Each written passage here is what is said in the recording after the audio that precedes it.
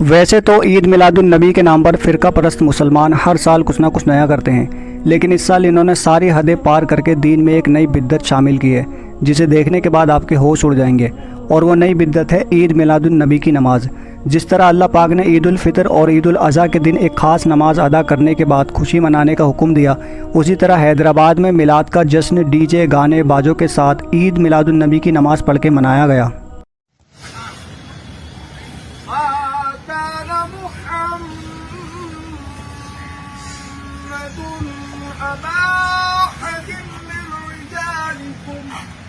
अकबर ला इलाहा इल्लल्लाह वल्लाहु अकबर, अल्लाहु अकबर वलिल्लाहिल हम्द। मुजस्सिम सल्लल्लाहु अलैहि वसल्लम का हमने आगाज ईद की नमाज से किया है और इंशाअल्लाह ता क़यामत तक ये जो है ईद की नमाज चलते रहेंगी इंशाअल्लाह। और ईद मिलादुन्नबी सल्लल्लाहु अलैहि वसल्लम ये एक ऐसी ईद है जो हर ईदों की ईद है, इसके लिए इसको ईद उल आयात कहा जाता है।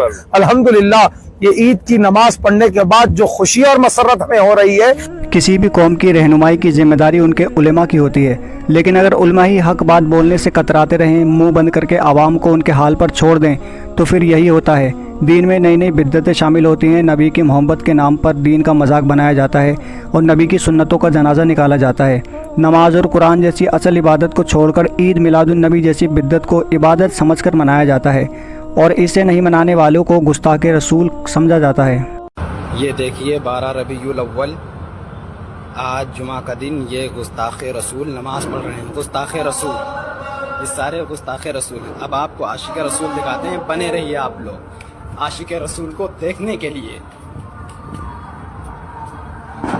ये रहा आशिक रसूल का मंजर, वो थे गुस्ताख रसूल और ये हैं आशिक रसूल।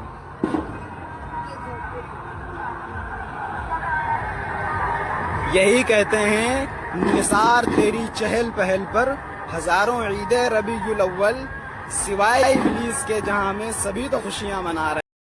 आपको जानकर हैरानी होगी कि मोहम्मद सल्लल्लाहु अलैहि वसल्लम के दौर में ना तो उनका जन्मदिन मनाने की कोई रस्म थी और ना ही इसे ईद की तरह मनाने का रिवाज था। खुद नबी सल्लल्लाहु अलैहि वसल्लम ने ऐसा कुछ नहीं किया।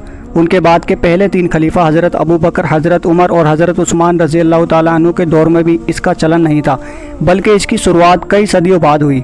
1207 ईस्वी में एक जंग के दौरान जब ईसाई और मुसलमान फ़ौजें आमने सामने आई, तो मुसलमानों ने देखा कि 25 दिसंबर को ईसाई अपने नबी हज़रत ईसा अलैहिस्सलाम का जन्मदिन मनाते हैं और खुशियां मनाते हैं।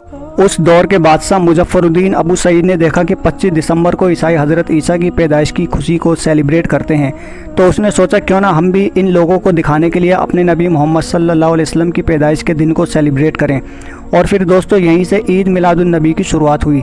मुजफ्फरुद्दीन ने महलों को सजवाया, नात की महफिलें लगवाईं, बड़े बड़े जलसे करवाए और उस वक्त से बढ़ते बढ़ते आज ईद मिलादुन्नबी का आलम यह है कि लोगों ने इसकी अलग से नमाज शुरू कर दी है। अब आप गौर कीजिए, अगर इन लोगों को नहीं रोका गया तो क्या होगा। ये लोग मिलाद की नमाज को फ़र्ज़ नमाज की तरह अदा करेंगे, इसे ना पढ़ने वालों को काफिर कहेंगे, जैसे आज ईद मिलादुन्नबी ना मनाने वालों को काफिर कहते हैं। अब एक बार आप ज़रा खुद सोचकर देखिए, जो काम खुद नबी ने नहीं किया, उनके किसी सहाबा ने नहीं किया, अगर उस काम को हम इबादत समझकर करने लगे तो इससे हमें सवाब मिलेगा या हम पर अल्लाह का अज़ाब आएगा। यकीनन ऐसी हरकतों से हम पर अल्लाह का अज़ाब ही आएगा, क्योंकि तारीख़ में ऐसी बहुत सी कौम गुजरी हैं जिन्होंने अल्लाह की नाफरमानी की, अपने नबी की असल तालीमात को भुलाकर दीन में बिद्दतें शामिल की और फिर आखिर में अल्लाह ने उनको जलील और ख्वार करके इस दुनिया से मिटा दिया। सूरह अल-माइदा में अल्लाह पाक कहते हैं, आज मैंने तुम्हारे लिए तुम्हारा दीन मुकम्मल कर दिया और अपनी नेमत तुम पर पूरी कर दी और तुम्हारे लिए इस्लाम को दीन पसंद किया।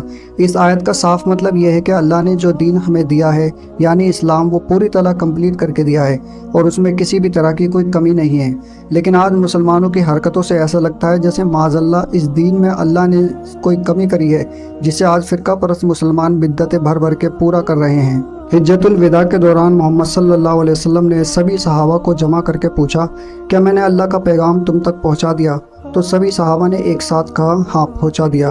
और फिर उसके बाद मोहम्मद सल्लल्लाहु अलैहि वसल्लम ने आसमान की तरफ देखकर 3 बार कहा, ए अल्लाह गवाह रहना।